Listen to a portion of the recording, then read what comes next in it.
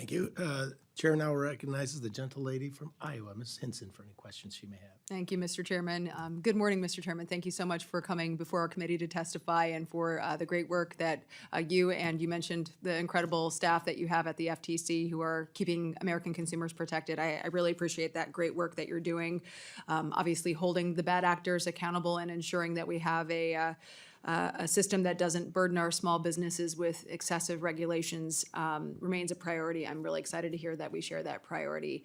One area that I think is a raging example of that is the pharmacy benefit managers, and I know there's already been discussion about that report this morning, but I think people are getting fed up of seeing people profit off of sick Americans and pushing many of these independent pharmacies in small rural communities like many in my district out of business.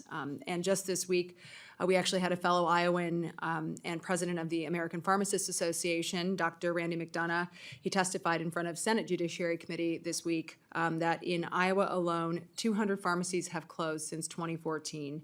A record 31 pharmacies closed in 2024. I mean, those numbers are staggering to me when we think about access to health care, access to those life-saving drugs. Really, really important that we find a solution here. The FTC obviously released the interim report in January revealing that the big three PBMs imposed markups of hundreds of thousands of percentages on numerous specialty generic drugs dispensed at their affiliated pharmacies. So I think we're all trying to wrap our heads around how they've been able to get away with this for this long. Can you talk a little bit about the FTC's plans to not only continue but ultimately complete this study and release that final report? Absolutely. The Commission has gotten huge quantities of data from the PBMs and the GPOs, and we are going through it. I think it's very, in my view, as I said in my concurrence to the first interim report, it was a bit rushed. The work was not the FTC's best. Substantial improvement in the second interim report.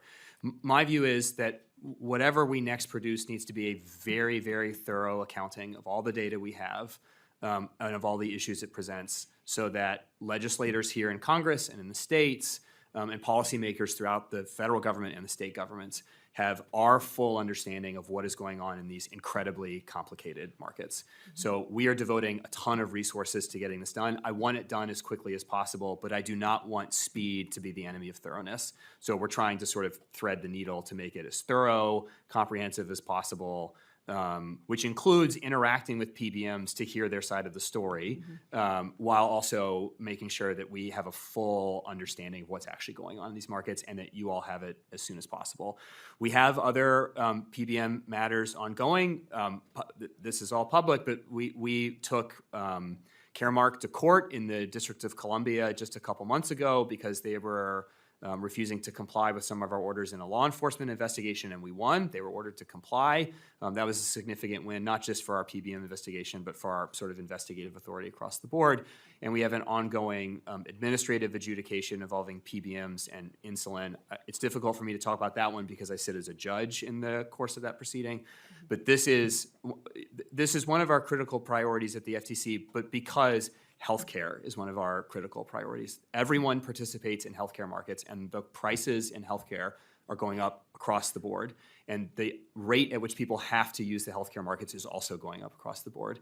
And I don't think competition is a panacea to the healthcare cost crisis in this country, but at least the FTC can make sure that everyone is competing within the bounds of the laws that Congress has passed, and that is what we are focused on. Yeah, this is about a level playing field and That's protecting consumers at the same time. And I think that I think all of us policymakers are trying to get to a point where we figure out how did we get here in the first place, right? So I don't know if you have any insight in that when you think about the FTC's job to protect consumers, and here we are, decades into this experiment with PBMs, and we've kind of open Pandora's box, I think. And to your point about, trying to be thorough here, time is of the essence because we are seeing states take action. My own home state of Iowa just passed, they just ended their legislative session, I think at like 6:30 this morning, but they just passed Senate File 383. It's one of the most comprehensive state-level PBM reforms in the country. And so, do you have any insight on just overall observations on how we got here and why these steps were not being taken along the way. So I have my suspicions, but I don't want to get ahead of the report. I sort of want the FTC's work, having analyzed all the data, to be our definitive statement on this.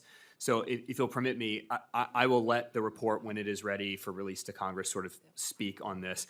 I also think it's important. I think state and federal legislative action to address problems that may be posed by PBMs are good. It is always better for the people's representatives to confront the people's problems rather than sort of deferring to the bureaucrats.